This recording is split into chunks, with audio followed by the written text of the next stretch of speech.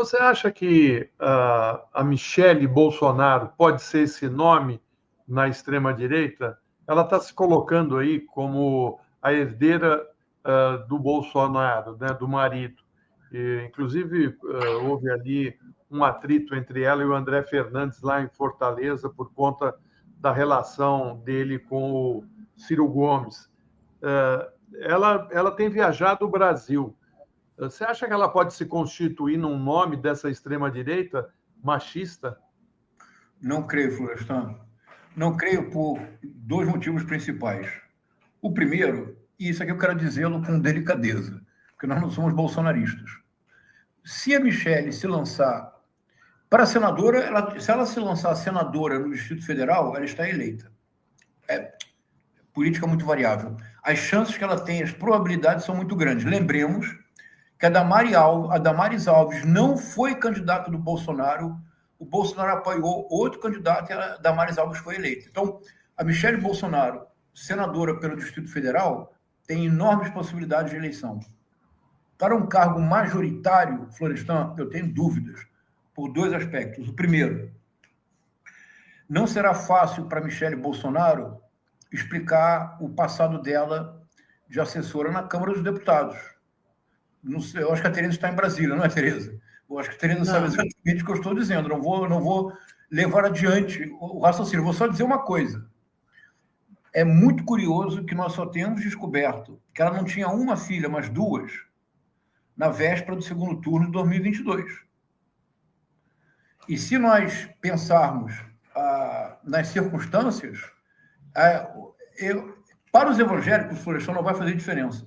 Que para os evangélicos, isso é uma coisa louvável da religião evangélica.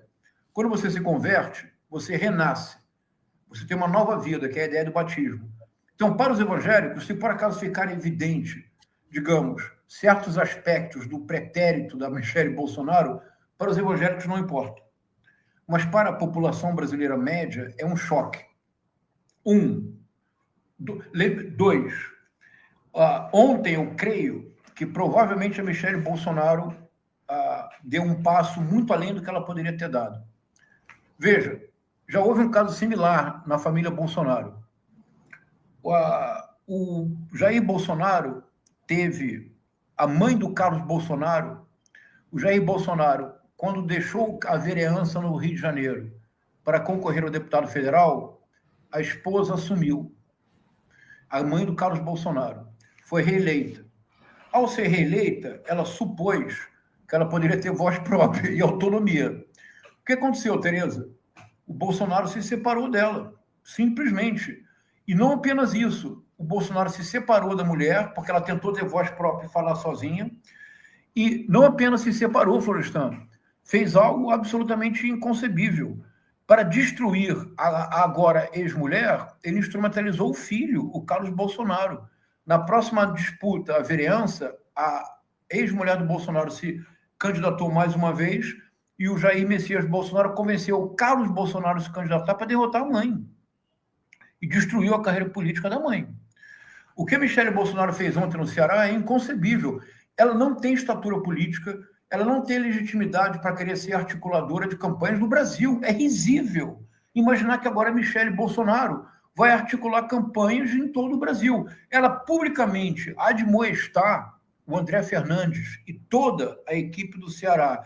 Ela, em Santa Catarina, dizer que apoia a Cristonieto, ou seja, não está apoiando o Carlos Bolsonaro, porque a Cristonieto ela saiu do PL para disputar o cargo de senador. Então, eu creio que a Michele Bolsonaro deu, finalmente, o passo muito maior do que as pernas dela permitem. Eu acho que as asas dela serão cortadas. Eu creio que ela vai enfrentar dificuldades. Ela vai ser enquadrada porque ela passou do ponto. De novo, ela não tem nenhuma estatura política para se arvorar o direito de fazer articulações políticas em nome de quem? Quer dizer, eu acho que ontem ela tornou a situação dela muito difícil no futuro. Tereza? Professor, eu acho isso, que concordo com você nisso, porque o Bolsonaro tinha, pelo visto, endossado essa aliança lá, essa articulação cearense. Mas, embora ela não tenha essas habilidades como articuladora, mas ela tem um capital assim político, sabe, junto aos evangélicos, ao segmento de mulheres evangélicas. Eu gostaria muito que você estivesse certo, que ela deu um passo assim para letal para a carreira dela.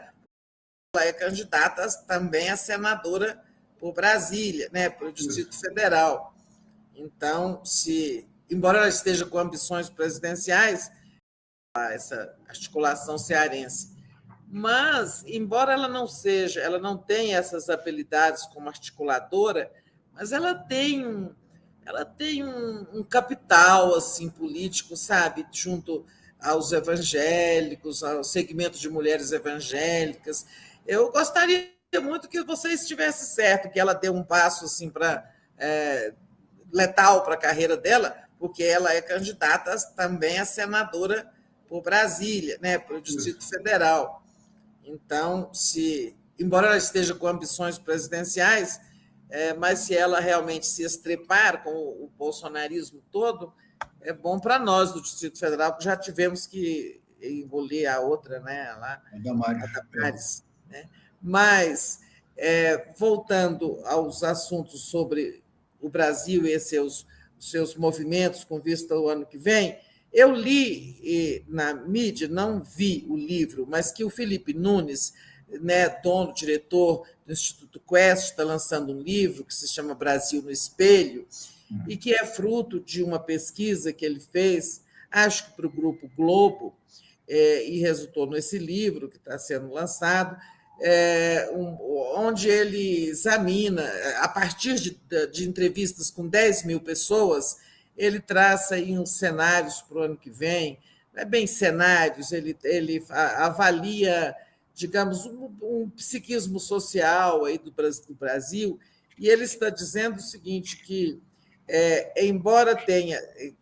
A pesquisa mostrou 2 grandes blocos, um que valoriza tradição, religião e família, e um outro bloco que valoriza bem-estar, tolerância e economia, esqueci a palavra que ele usou, mas assim, bem-estar, a situação real de vida, né? Mas ele aponta muito para o peso da insegurança, né? Essa semana, e aí tem essa insegurança, sobretudo relacionada com violência, né, nesse sentido. Essa semana, o Alcolumbre vai pautar lá no Senado aquele projeto que eles desfiguraram na Câmara, né, com aquele substitutivo Derrite. Em suma, eles traçalharam um projeto do governo Lula, que procurava dar uma resposta a essas organizações criminosas e tal.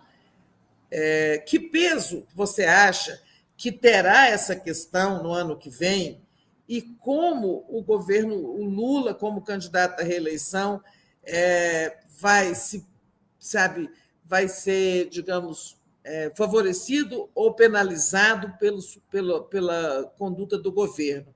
Porque eles não estão deixando que o governo dê respostas à questão da insegurança, né? Na verdade, a extrema-direita, o que ela fez com esse substitutivo do Derrite, dizendo, não, o governo Lula não fez nada, o governo Lula é amigo de bandido. Fomos nós que fizemos esse projeto, né? Como você vê, no geral, essa questão de insegurança, violência e o ano que vem? Vamos lá. Eu acho que para a extrema-direita será o discurso principal. Por quê, Tereza? Porque é só o que sobrou. Quando o governo começou, em janeiro de 2023, o primeiro discurso da extrema-direita era o tic-tac do Ciro Nogueira, que, aliás, o tic-tac agora é irônico, porque baterão na porta dele em breve. Era o tic-tac do Ciro Nogueira dizendo que o PT seria um desastre econômico. Você recorda, era o primeiro ponto, desastre econômico. Depois, segundo ponto do discurso da extrema-direita, é que o Brasil, o presidente Lula havia apequenado o Brasil no exterior. O terceiro, então, os 2 pontos. Entre 2023 e 2025, o Brasil cresceu aproximadamente 6% do PIB. Entre 2022 e 2012, o crescimento médio do PIB foi 0. Só em 3 anos, com o governo Lula, o país cresceu mais que nos 10 anos anteriores.